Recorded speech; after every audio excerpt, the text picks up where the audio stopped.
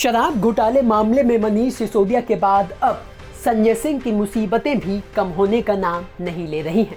एक के बाद एक उनकी न्यायिक हिरासत बढ़ती जा रही है। जी हां, एक बार फिर राउज एवेन्यू कोर्ट ने संजय सिंह की न्यायिक हिरासत को 24 नवंबर तक के लिए बढ़ा दिया है। लेकिन इस बीच संजय सिंह ने तिहाड़ जेल से जनता के नाम एक लंबी चौड़ी चिट्ठी लिखी है, जिसमें उन्होंने ना काफी इमोशनल बातें लिखी, साथ ही मोदी सरकार पर जमकर निशाना भी साधा। तो क्या कुछ लिखा संजय सिंह ने अपने इस लेटर में, वो आपको हम बताते हैं। बता दें कि संजय सिंह ने लिखा, जय हिंद साथियों, जेल की सलाखों के पीछे कई दिन बीत चुके हैं। हर दिन के साथ निरंकुश सत्ता से लड़ने की इच्छा शक्ति और मजबूत हो रही है। इन दिनों का सदुपयोग मैंने राष्ट्रपिता महात्मा गांधी की सत्य के प्रयोग, डॉक्टर राम मनोहर लोहिया की जाति प्रथा और नेल्सन मंडेला की जीवनी पढ़ने से की। इन महापुरुषों के संघर्ष, राष्ट्र के प्रति उनके समर्पण को पढ़कर लगा कि हर दौर में जुर्म और तानाशाही के खिलाफ लड़ने वाले लोगों को हुकूमत ने अपने दमन का शिकार बनाया है। लेकिन ये भी सच है कि दमन जितना उग्र होता है, विरोध और जनाक्रोश भी उतना ही तीव्र होता है। महान पुरुष नेल्सन मंडेला ने 67 साल तक अपने देश को आज़ाद कराने की लड़ाई लड़ी। स्वतंत्रता संग्राम में उन्हें 27 साल तक दक्षिण अफ्रीका की जेल में रखा गया। 21 साल के बाद वो पत्नी से मुलाकात कर सके। तमाम यातनाओं और जुर्म सहने के बाद पूरा देश उनके साथ खड़ा हुआ। दक्षिण अफ्रीका आजाद हुआ। उनको नेशनल शांति पुरस्कार, भारत रत्न सहित 695 अंतर्राष्ट्रीय सम्मान मिले। बापू ने पहली जेल यात्रा दक्षिण अफ्रीका में हिंदुस्तानियों के अधिकारों के लिए की और भारत माता को आजाद कराने के लिए अंग्रेजों के खिलाफ पूरे देश को लामबंद किया। गांधी जी ने भी देश को आजाद करने के लिए अनगिनत जेल यात्राएं की और यातनाएं झेली। पूरी दुनिया गांधी जी के अहिंसा के मंत्र का लोहा मानती है। बाबा साहब, डॉक्टर भीमराव अंबेडकर और डॉक्टर राम मनोहर लोहिया जैसे महापुरुषों ने भी जातिवाद का जहर मिटाने, गैर बराबरी को खत्म करने के लिए लंबा संघर्ष किया। उपरोक्त उदाहरण देने का मकसद साफ है, देश में बड़ा परिवर्तन लाना है।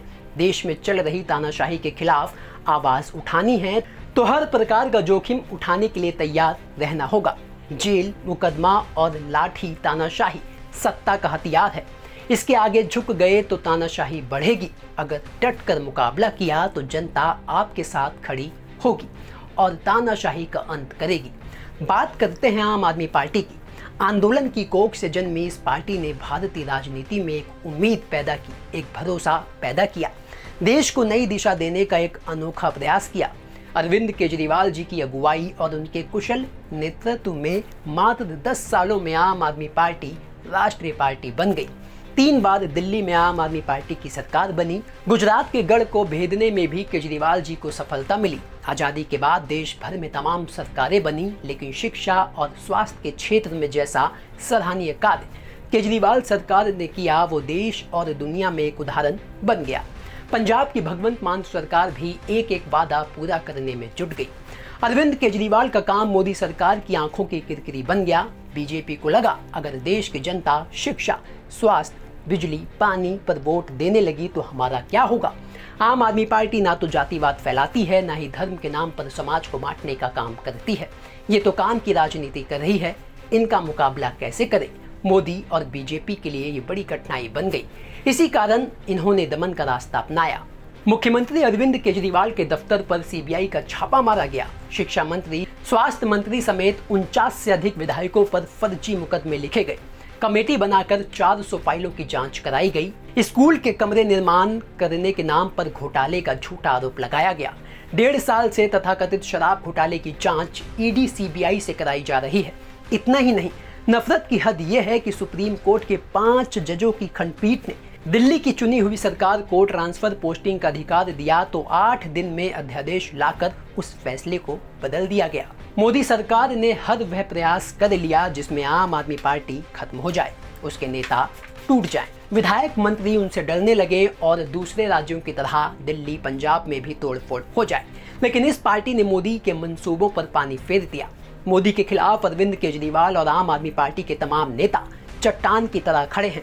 पहले भी आम आदमी पार्टी और उसके नेताओं पर लगे सारे आरोप झूठे साबित हुए हैं, आगे भी मनगढ़ंत लगाए गए आरोप झूठे ही साबित होंगे। एक बात जो पूरा देश देख रहा है कि मोदी जी देश के लिए काम करने के बजाय दुश्मनी निभाने में जुट गए हैं। बड़े से बड़ा भ्रष्टाचारी मोदी के शरण में जाते ही राजा हरिश्चंद्र हो जाता है। पूरब से लेकर पश्चिम तक, उत्तर से लेकर दक्षिण तक देश के सारे बड़े भ्रष्टाचारी भाजपा के साथ हैं। मोदी सरकार की कार्यप्रणाली बिल्कुल साफ है कि ईडी सीबीआई से जांच कराओ, डराओ, धमकाओ, दूसरी पार्टियों को तोड़ो। जब बेईमान बीजेपी में शामिल हो जाए तो जांच बंद कर दो।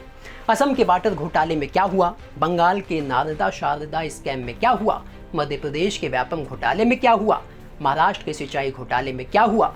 जिन नेताओं पर आरोप प्रधानमंत्री ने स्वयं हजारों लाखों करोड़ के भ्रष्टाचार का आरोप लगाया, उन्हीं को माला फूल पहनाकर बीजेपी में शामिल कर लिया। प्रधानमंत्री मोदी और बीजेपी के इस भ्रष्टाचार से आज पूरा देश वाकिफ है।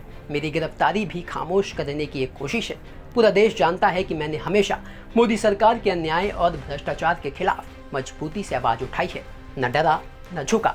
किसानों के खिलाफ बनाए गए काले कानून पर संसद में आवाज उठाई तो मुझे सस्पेंड कर दिया। गुजरात में जहरीली शराब से हुई मौत का मुद्दा उठाया तो मुझे सस्पेंड कर दिया।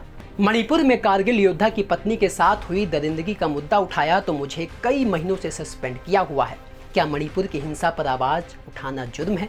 देश के बैंकों में आम आदमी की मेहनत की पूंजी जमा है। क्या आपको पता है कि मोदी सरकार ने चंद पूंजीपतियों का 13 लाख करोड़ रुपया माफ कर दिया? आपको 13,000 का कर्ज ना देने पर हवालात में बंद कर दिया जाता है।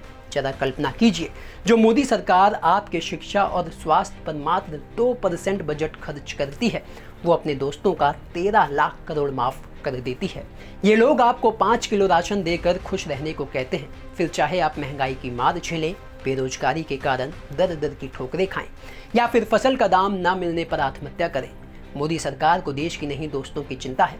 मोदी जी अगर यह लाखों करोड़ शिक्षा, स्वास्थ्य, बिजली, पानी और किसानी जैसी देश की जरूरत पर खर्च करें तो भारत दुनिया का नंबर 1 देश बन सकता है। आपको तो बीजेपी कहती है कि 5 किलो राशन लो और चुप रहो। मैंने ये तमाम तीखे सवाल सत्ता की आंखों में आंख डालकर निर्भीकता से पूछे, लेकिन जो बात मोदी जी को सबसे ज्यादा बुरी लगी वो था अडानी पर सवाल उठाना। आपको याद होगा, मैंने अडानी पर भ्रष्टाचार के आरोपों की सीरीज चलाई थी। इसके तमाम सच और प्रमाण मैंने सामने रखे थे। मैंने मोदी सरकार से इन आरोपों की जांच कराने की मांग की। ईडी सीबीआई को चिट्ठी लिखी, संसद में मामला उठाया। इस बीच सरकार मुझे जेल में डालने की तैयारी तो कर रही थी, लेकिन उनको सफलता देर से मिली। आपको याद होगा, ईडी ने मेरा नाम पहले भी चार्जशीट में डाला था। उनकी कोशिश उस वक्त भी झूठा फंसाने की थी, लेकिन जब मैंने ईडी को लीगल नोटिस भेजा तो ईडी ने मुझसे माफी मांगी। शायद यह ईडी के इतिहास में पहली घटना है कि ईडी ने लिखित में गलती मानी और कहा चार्जशीट में लिखना था राहुल सिंह, लिख दिया संजय सिंह। अब यह तर्क भी अपने आप में कितना हास्यास्पद है कि आप समझ सकते हैं कि ईडी ने 8 सालों में 13,000 छापेमारी की और मात्र 0.5% लोगों पर आरोप सिद्ध हुआ। दिनेश अरोड़ा, जो खुद ईडी और सीबीआई के एफआईआर में आरोपी है, उसको पहले सीबीआई ने गिरफ्तार किया, फिर सरकारी गवाह बनाया। सीबीआई ने एक नहीं कई बयान दिनेश अरोड़ा के दर्ज किए। दिनेश अरोड़ा ने मेरे ऊपर कोई आरोप नहीं लगाया। ईडी ने भी दिनेश अरोड़ा से पूछताछ की। ईडी में भी दिनेश अरोड़ा के कई बयान दर्ज हुए, उसने मेरे खिलाफ कोई बयान नहीं दिया। अचानक एक दिन सीबीआई के सरकारी गवाह दिनेश अरोड़ा को ईडी द्वारा गिरफ्तार किया जाता है, उसको जेल में रखा जाता है और दिनेश अरोड़ा से मेरे खिलाफ झूठा, बेबुनियाद, निराधार आरोपों का बयान लेती है।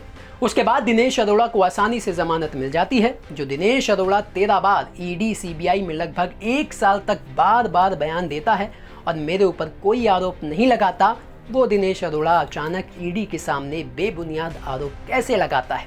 उसको जेल में क्यों डाला गया और अचानक जमानत कैसे मिल गई? उसकी जमानत का विरोध ईडी ने क्यों नहीं किया? ये बात हर कोई आसानी से समझ सकता है। तो ये थी संजय सिंह की इतनी लंबी चौड़ी चिट्ठी जो उन्होंने जनता के नाम लिखी। जाहिर सी बात है, लंबी चौड़ी चिट्ठी का मजमून आप इस बात से समझ सकते हैं कि संजय सिंह फिलहाल ईडी के जिस शिकंजे में फंसे हुए हैं, उनका जेल से बाहर निकलना इतना आसान नहीं होगा। जैसे मनीष सिसोदिया बीते 9 महीनों से तिहाड़ की जेल में शराब घोटाले की उसी मामले में बंद हैं, जिस मामले में अब संजय सिंह फिलहाल जेल की सलाखों के पीछे हैं। ब्यूरो रिपोर्ट, दिल्ली तक।